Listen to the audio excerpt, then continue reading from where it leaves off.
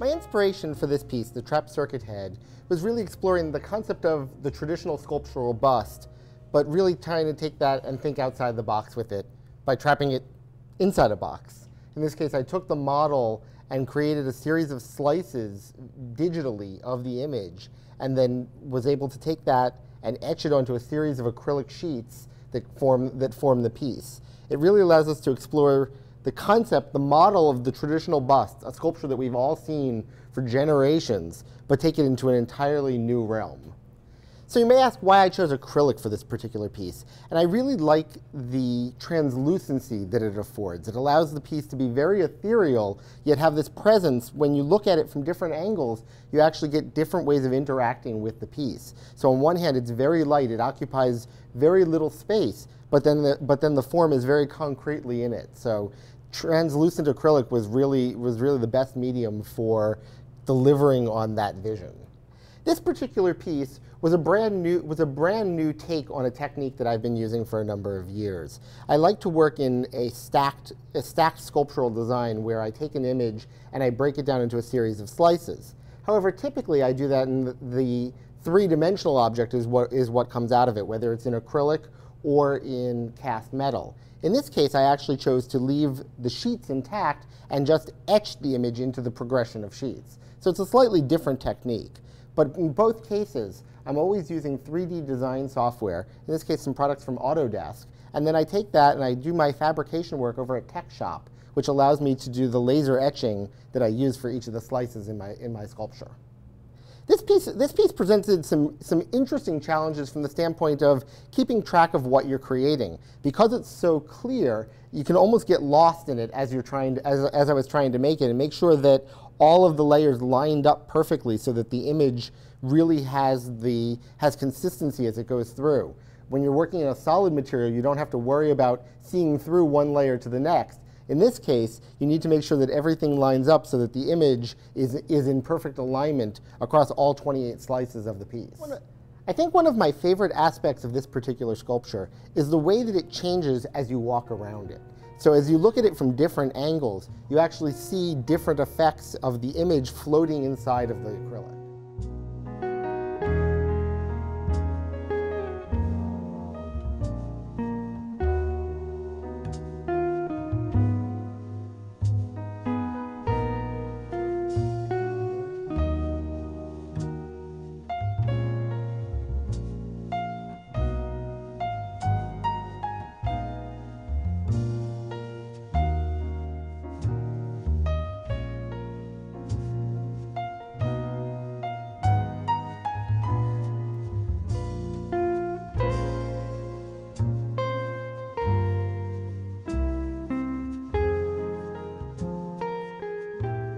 My inspiration for this piece began with this little bone. We were vacationing in Mexico, doing some shell finding on the beach, and this little bone appeared, and we were like, oh, don't know what it's from, what it belonged to, bird, mouse. So anyway, then the bone was the inspiration for the paws. The project was like a found object project, and the paws are etched in, and the box is made of copper. And it was also a practice in making a hinge. Why? I used copper predominantly, and then brass wire to wrap the little bone. The challenge with making a box always is the hinge, getting it to fit properly, and the bone challenge was mounting it to a little piece of copper, which then I riveted onto the top of the lid. I think my favorite aspect is the fact that I made this box to house my pets' little dog tags and cat tags and from past pets, and then the little bone reminded me of my dog. So.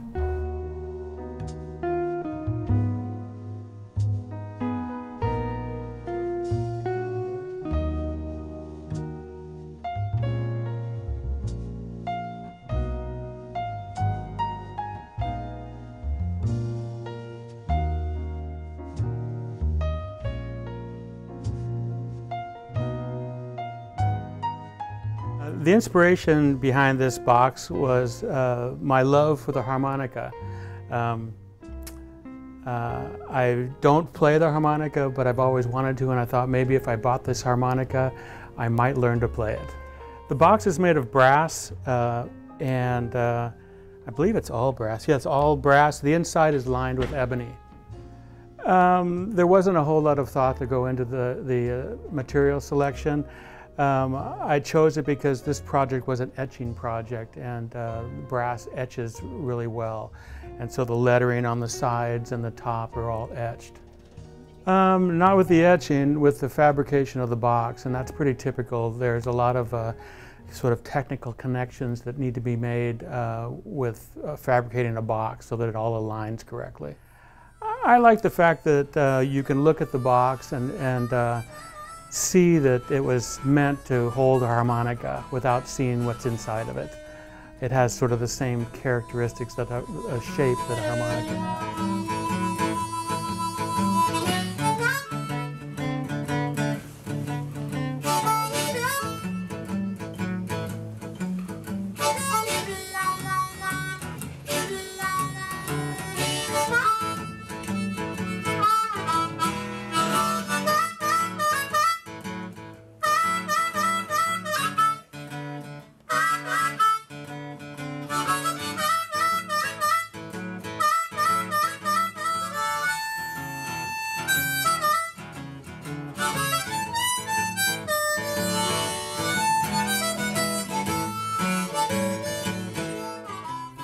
So the inspiration for this piece was probably the show itself out of the box.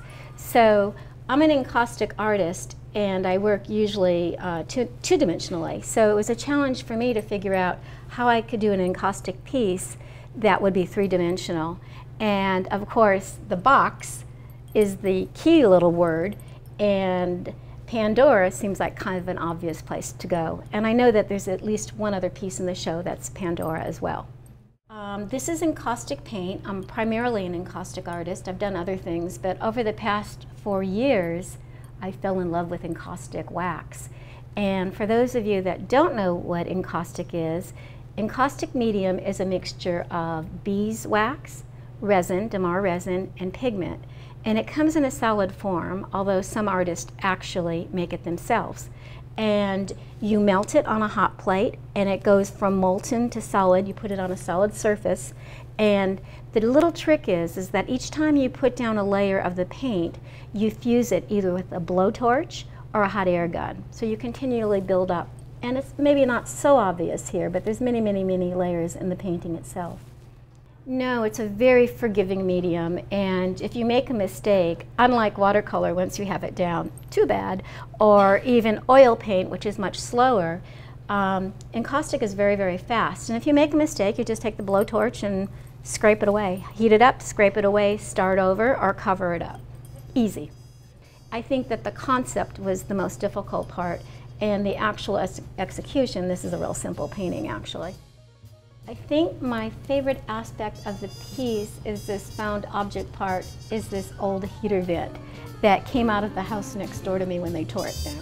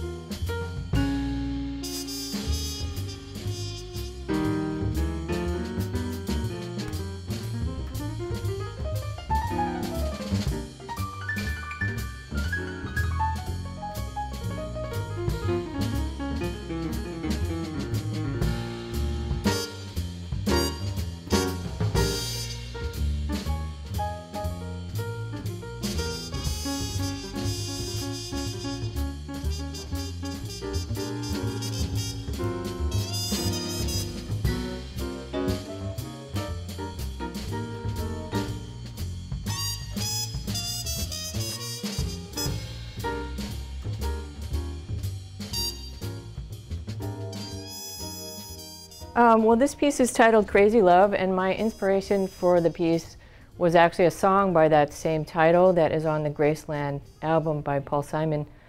And that album, probably one of the great albums of all time, seems to me a thread runs through it of that it's kind of like a breakup album, and so I was actually doing a series of breakup art at the same time.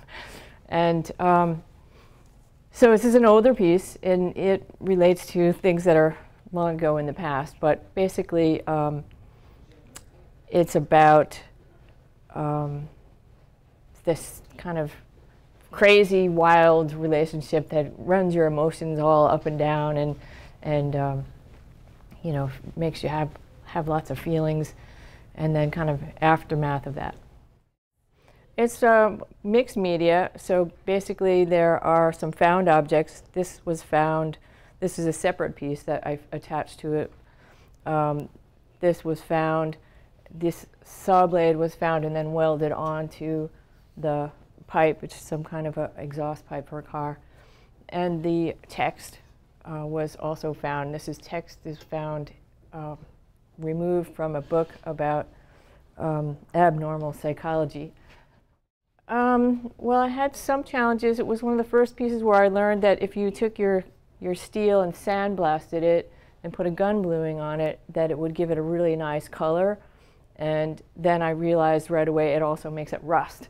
So I had to sandblast it and color it again and then put some kind of lacquer so that it wouldn't rust. So technically there was that challenge.